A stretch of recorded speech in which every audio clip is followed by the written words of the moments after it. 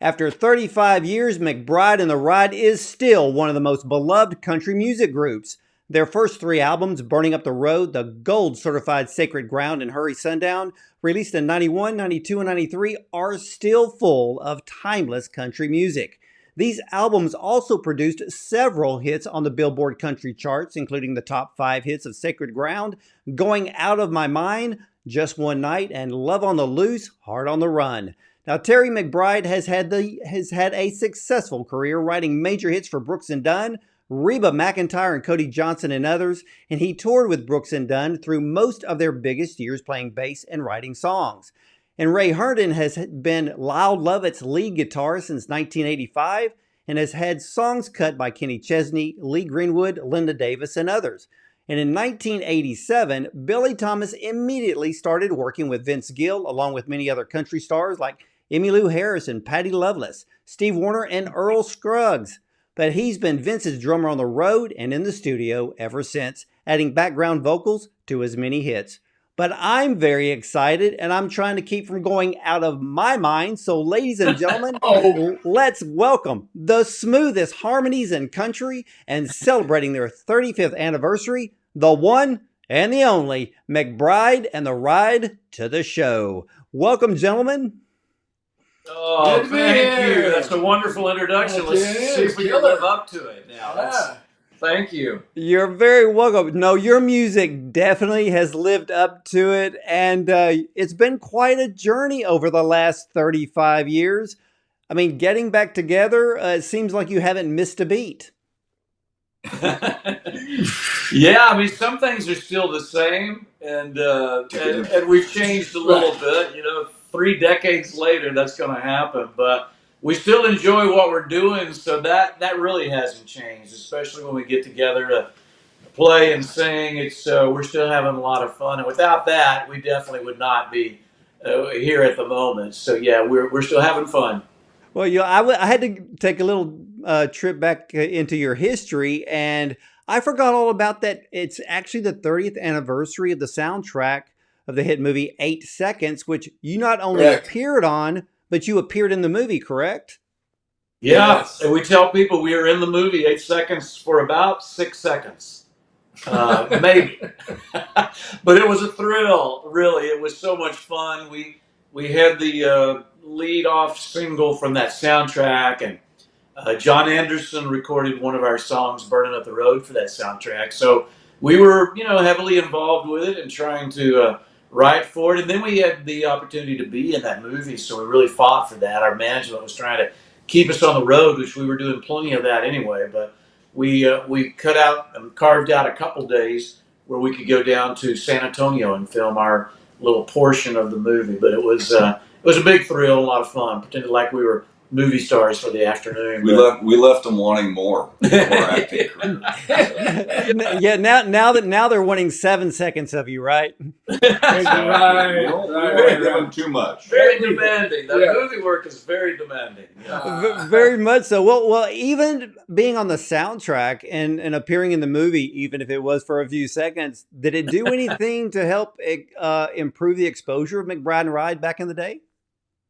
Well, we were already pretty busy at that time, like Terry said. We were doing a couple of hundred shows a year, and so we didn't need to pile any more onto it. It did add to our credibility, though. It did. And back then, soundtracks, they were doing well, and that movie was really popular, and it lives on today. That's the thing about it that we find really interesting is all these years later, that cowboy culture has embraced that movie as sort of a cult type movie for them. They love it. And so we still have some fans, a lot of younger fans because of that. Well, that is so awesome. And it is a great movie. But I want to talk a bit about your music because I love harmony. So when you first three met, how quickly did your amazing harmony come into focus? Like that. We met in Nashville, thanks to Tony Brown. He put us together. Originally, he introduced Terry and myself the summer of, was it 90? Yeah, no, it's probably 89 when we first met. Yeah, 89. I was getting ready to tour with Lyle Lovett. Actually, I wasn't going to tour with him that summer, and Tony called me and said, hey, I've got this idea for a band. Would you be interested? because I knew Tony through the Lyle Lovett stuff. And I said, absolutely. So I met Terry when we were playing the Paramount Theater in Austin with Lyle that summer. And next thing I know, Tony flew Terry and I to Nashville. We met Billy Thomas, and Billy had been playing with Vince Gill and Emmylou Harris, like you said. And then also introduced us to Steve Fischel, who's a steel player, played steel guitar with Emmylou Harris and others. So we got together and rehearsed it at a little rehearsal studio here. And that first few hours, Tony came in to hear the band, and we were even surprised by the vocal harmonies that we had. It was like a brotherly harmony. It just natural. I'm sort of a baritone, if you can't tell. And of course, Terry's lead vocals, that tenor thing, you know, and then Billy's got the higher tenor. I'm way up there. It just naturally happened. And Tony heard it and said, "You guys want a record deal?" And we said, "Yes." Yeah, well, we were all good players, so we thought that was going to be our strength. You know, we're great musicians. You know, it's going to be fun.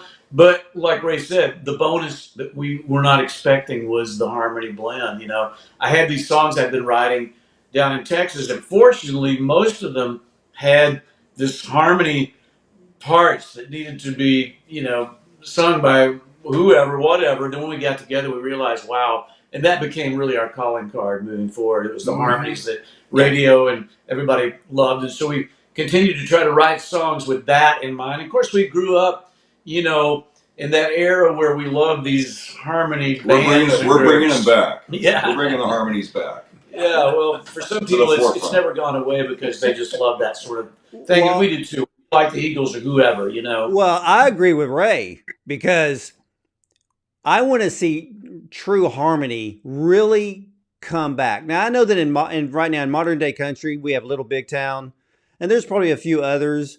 But when I think back, I mean, there was Foster and Lloyd, there was the Judds, you know, there was George and Tammy singing like Golden Ring. Alabama, their best harmony song to me was "Love in the First Degree." Oh, absolutely. Yeah, and then you had Dolly and Kenny singing "Islands in the Stream," but that goes back to the king of harmony, Barry Gibb and the Bee Gees. There you go. Yeah, and don't forget "Restless Heart" in the '90s. They were in there too. Another "Restless Heart" was amazing. I love "Restless Heart." Yeah, they were great. We were fortunate to tour with them early on, and it was impressive. Those guys were great. You know, I went back and I was listening to all of the McBride the Ride albums, and I started picking out a bunch of different other country acts. And so everybody wants to compare you to Alabama. So I went back to listen to some of the Alabama, put my headphones on, closed my eyes, and I'm like, wait a minute. If you just switch the lead singer, the harmonies would still been the same. Yeah. But Terry, nobody has the Texas twang like you. Well, it was quite obvious, Ward, in those early songs. I was talking to Ronnie Dunn recently. I mean, to drop a name, but Ronnie's been my friend for years. He's like, man, what really hooked me on you, it was that country twang you had in your voice. He heard us on Ralph Emery. We were doing like a Nashville Now. He was still living in Tulsa. And, but yeah, I mean, that's just part of my upbringing. And yeah, we kept it country to say the least, but we had to with my voice, you know. You still carrying Lamb Passes, Texas with you, aren't you? You bet. Yeah, I'm proud of my small hometown, and my wife is from there. We have a lot of ties still to that little town, and I get to go back. We played the festival there last year, their annual summer festival, and I had friends that I'd grown up with and had gone to kindergarten through 12th grade in the front row. They had made signs, and it was really cool. I mean, it's nothing like your hometown, you know. I mean, it was fun to go back and see everyone and get that love, you know, as well. Well, is harmony something that has to be developed, or is it just something that just comes naturally like it did for you gentlemen? Well, I think, at least speaking for myself, probably all three of us, you have to want to do that. You have to want to participate in something like that. Secondly, you have to develop your ear well enough that you can hear what those harmony parts are. You know, you can hear them. And with me, my family, we're from Florida, and I would go fishing with my family, and they just automatically, we'd sing the same songs, and we'd all harmonize to that. So I was listening and then harmonizing later on. That helped me a lot. Same with me. Yeah. I grew up playing in bands, and harmonies were a part of that, you know. So I learned how to sing harmony. So happens I have this low voice, and in this particular situation, it worked perfectly with the blend, like we said before. And the blend doesn't always happen. That's the thing that doesn't. There are harmonies, but the thing that we didn't even realize, like we said earlier, and I have the easy part. I sing the lead. These guys, they have to figure out those parts. And, you know, one part above isn't as difficult, but when you start adding that third and figuring out where it's going to go, how it's going to land, it can get real tricky real quick if you don't have a true understanding of music in some level. You know, you're just throwing, you know, darts at whatever, hoping to hit something, but and a lot of times you have to map it out, really. Yeah, but a lot of times with us, it seems like it just kind of flows out. Yeah. We've written a few songs lately, and immediately we just start singing a harmony to it. Yeah. Just kind of, there it is. There's that harmony. Good case in point would be the song "Just One Night." Terry wrote it to us. He probably sang it to us twice, maybe, in a hotel room, and we jumped in right on that. And the chorus is huge. We played it that night, as a matter of fact, opening for the Judds back in the day. Yeah. We got a standing ovation. I thought we might be onto something here, you know, because I was still early in my writing. I didn't have, you know, I wasn't just completely confident in everything I was writing. It was a new song, so I took it to the hotel room. We got together, but immediately we were already singing it as if we knew it. And that's what we were looking for moving forward, finding those songs that we didn't have to force these harmonies to work, finding those songs that just naturally felt right for us, you know. And one of those songs also was "Same Old Star," which was on the first record. Mm-hmm. That was a big harmony song. We did a video on it, and even today, with an acoustic guitar and the three vocals, it sounds big, you know. And that's what we used to play a place in Dallas called Cowboys, and the house band. The guy that was the leader of the house band, I remember him coming up to us and going, "Man, you guys are a 4-piece band, but with those harmonies, you sound like a 10-piece band." And it's true. Because we're still doing that. They're big. They're naturally big. Again, you know, it's not something that we planned. It just happened that way. So. We're still a 4-piece band, so we need those harmonies. But it gives space and room for the harmonies to play an important role in our band. You know, instead of just a lot of sound. It's kind of been thought out, but like I said, it naturally just sort of it fits with what we do musically. Yeah, you know, I went back, like I said, I went back in time, and I listened to the Hurry Sundown and the Sacred Ground album. Of course, I listened to all of them, but those two, there is something I think is actually missing in country music today, and that is how to sell a song.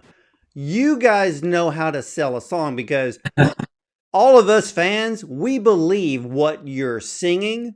There's an emotion that we can feel in all of your songs. It could be happy, it could be sad, it could be, oh my gosh, she just left me. We feel that from your songs.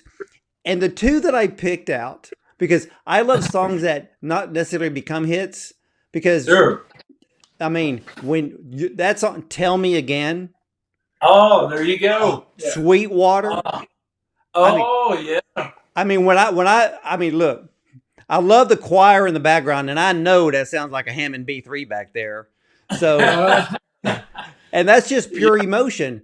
And of course, Ray, you tore up the guitar on Sweetwater. Yeah, that's a cool tune. And Tell Me Again is the fan favorite. Actually, that's a heavily requested. We do it every night in our show now. Still do it. We just recorded it. It looks like it may end up on this live EP just because we really like that song. It's got a little bit of that Eagles vibe, you know, from back in the day. But another one of those songs that really lets our harmony shine and put the spotlight on it, you know.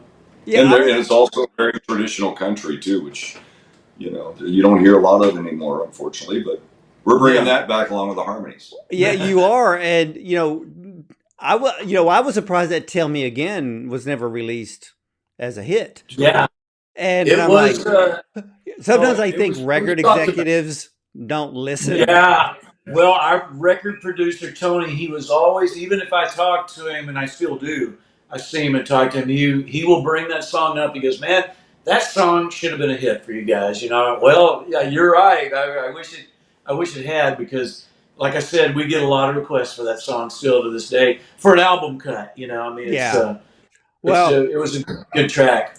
Well, on your Amarillo Sky album, which was released in 2002, you have one of my favorite songs, which is Squeezebox by The Who. You killed it. It should have been a hit for you guys back in the day. I know it. I think radio has lost its sense of humor, and I still remember the song driving through towns like Temple and Killeen and my mom and my grandmother being in the car, and we're all singing Squeezebox. So I thought it was kind of funny that they were singing it, but it took me a while to figure out that it was an accordion. Very tongue-in-cheek, but us too. It's just funny. We were looking for an outside, something different to cut, and we were talking. Ray had mentioned it, and I had always thought that could be something fun. So, I mean, on the spot, we went, that could be worth taking a stab at. Then we shot a really cool video. We had a lot of our friends in it, from Brooks Dunn to Lyle Lovett. At the Woodlands. Ray Benson, we shot that back at the Woodlands. Trick Pony, Gary Allen. They were all at the banjo auditions in the video. It was really funny. But there again, even with that, a cool video, still it wasn't a single really. It never really got released. So we thought the same thing. We thought that could be something different, certainly memorable, which music should be, And we still play it live. Yeah, it's in our sets. People love it. Yeah, it's a great response. This is a rock and country band. Not only do we do those, traditional country songs like "Can I Count on You" and "Tell Me Again," all those ballads and things like that, but we do Squeezebox and Felicia, which was on the first record. It's also going to be on this live EP that we're doing. Yeah, and it's rocking. It's rockin' country. I don't know how else you describe it. There's some pretty strong up tempo country stuff coming. Yeah, we do. Well, I love Trick Pony. I mean, Trick Pony is an awesome song.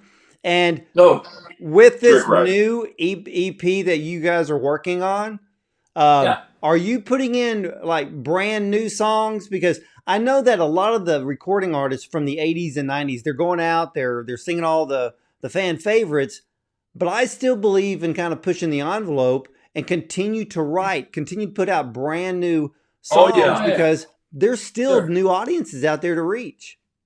That's our goal, exactly. We came with this EP last year, all original except for a cover of Webb Pierce's Honky Tonk song from 1958, which we've been doing since '91. But it was all new music, songs either I had written or we wrote together. We released a Christmas single that we wrote. But you're right, moving forward for us, we love going back to the 90s and giving the fans kind of what they want, but we also want to introduce them to some new music, just to show that we're still, in the game. We're still writing. We're still recording. So that'll be a part of what we do moving forward, no doubt. This EP, though, Ward, is not new music. This EP includes songs like Amarillo Sky, which unfortunately, like we were talking about, wasn't a hit for us and it should have been. So this is a live version of us doing it.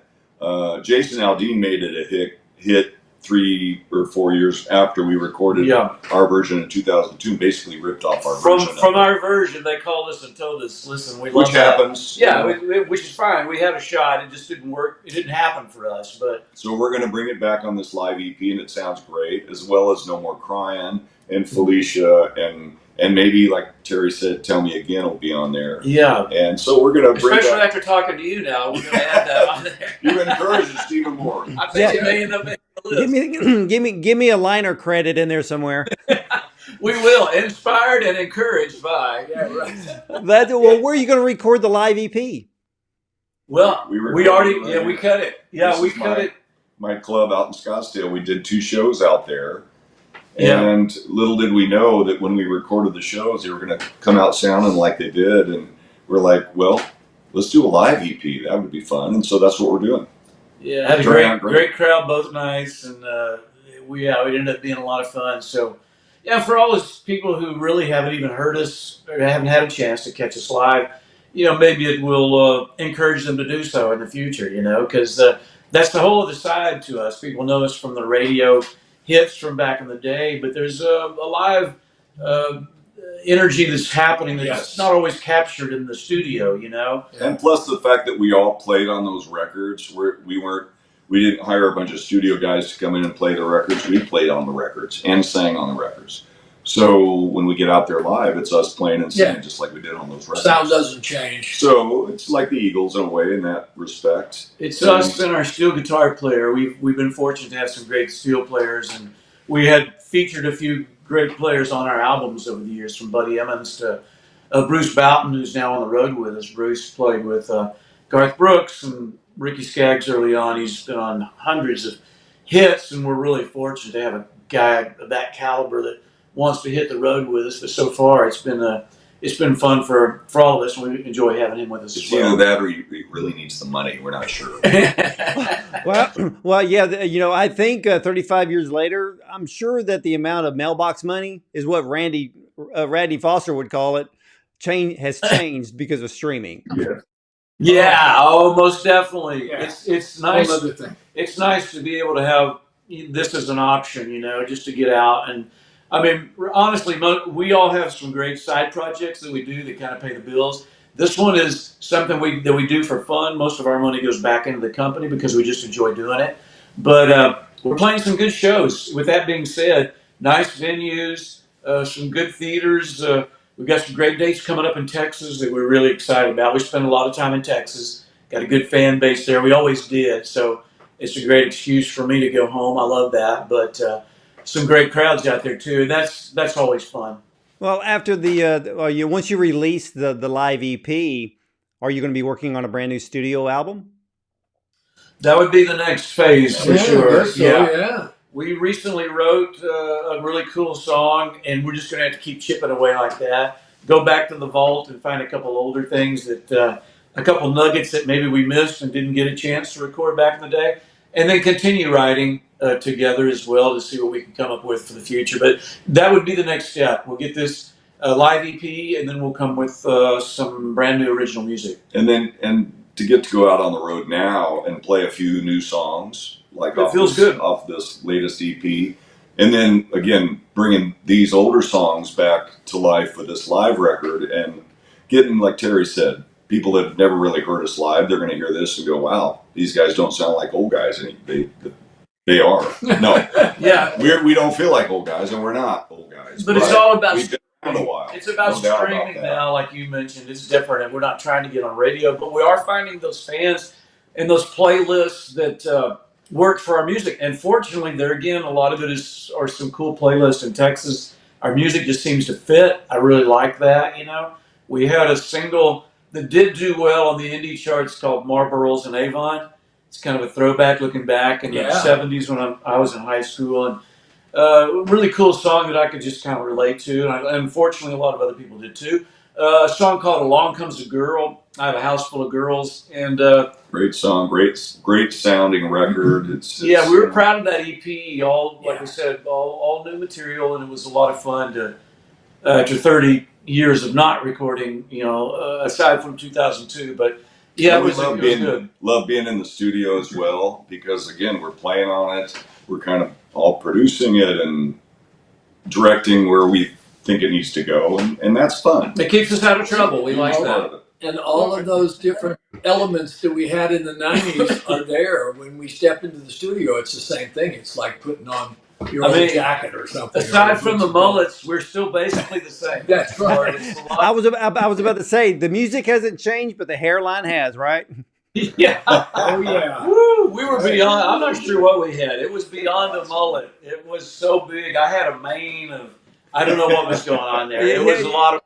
Yeah, you really notice it on the Hurry Sundown cover. Oh my God! Yeah, I had hair down to here. Oh my God! Well, Terry, I've got to extend some congratulations to you for being inducted into the Texas Heritage Songwriters Association. What a powerful 2024 class with Eric Johnson, Jack Ingram, and John Randall, and Ruthie Foster. Boy, all I can say about your songwriting, you know how to write a hook. Oh man, thank you. That was the highlight of my career, probably. As far as I always took the songwriting side of things very seriously. I I mean, I was a good musician, but I always thought I could make my way, possibly, maybe one day, writing a song, and it fortunately opened some doors for me. And I met a lot of wonderful people, got to be in a wonderful band because of it. And my friend Ronnie Dunn inducted me that night. It was a big thrill. I've had a long history with Brooks and Dunn. And so, yeah, my family, friends, there again, a lot of high school pals and friends were there that night. It was a special moment as a Texan, it just, it didn't get any better than that. Well, for all three of you, real quickly, what's the process you go through to write a song? Wow. We've been writing with outside writers. Terry has a couple friends. Ray just introduced us to a brand new writer, D. Vincent Williams, and we wrote with him. It was really cool. Sounds like us. We can hear ourselves doing this in the studio and putting our stamp on it as well, The process is finding a day where we can all get together. That's the main. That's how it starts. What day, and we try to tie it in on trips like this when Ray is coming into town, then we can keep him around for another day or two and try to ride. And that's it. We've been enjoying that process. It's been fun, and never know how it's going to turn out and what we're going to get from it. That's the beauty and the cool thing about writing. You toss some ideas around, and if you're lucky, it'll turn into a song later. Which is pretty cool. Yeah, I went to see James Taylor last night here in town, and he said when he was writing "Sweet Baby James," he said, I was driving from New Jersey to North Carolina, and he said that song just kind of flew in the window when he was driving down the road. I got to roll my windows down. Yeah, me too. Wow. Yeah, you may be able to catch a hook that way, huh? Come on, whatever it takes. I mean, you never know. You never know. Well, gentlemen, it has been an absolute pleasure. And ladies and gentlemen, I want you to make sure that you head over to McBrideandtheride.com for all of their music and their upcoming album and albums, and check out their tour dates. And while you're there, get you a brand new McBride and the Ride t-shirt and merch, because, hey, my wife is already wanting a brand new t-shirt because back in 1992, Terry signed her t-shirt and she hasn't worn it since. Oh, well, she's due for a new one. Come on, Warren. She is due. And I know that you're coming to Texas. I think close to me, September 14th. So I'm gonna have to look that up and get the tickets. But ladies and gentlemen, what do I always say? Oh, go ahead, Terry. I'm sorry. Oh, we'd love to have you guys there. That'd be great. Oh, looking forward to it. And ladies and gentlemen, what do I always say? What do we do with our recording artists? We support them by buying their music, buying the concert ticket, and don't download for free. If you do, buy the song. Okay, at least do that. And buy the merch. Show up in full gear when you go see McBride. Oh, we love it. Show the love. Show the love. Because, hey, tell me again. Okay, buy the ticket, buy the t-shirt, and buy the album. And gentlemen, again, it's been an absolute honor and a pleasure to have you on, and can't wait to see you live. Thank you so much. We've enjoyed it. Thank you for having us. Yeah, it's been great. You're very, very welcome. And ladies and gentlemen, you can catch all of the replays of our TV interviews on our YouTube channel, The Dr. Ward Bond Show. And make sure that you subscribe. We're also on over 8 audio channels as well, like iTunes and Spotify. So follow us there as well. So thank you for watching and listening. And as for me, hey, I'll see you next time.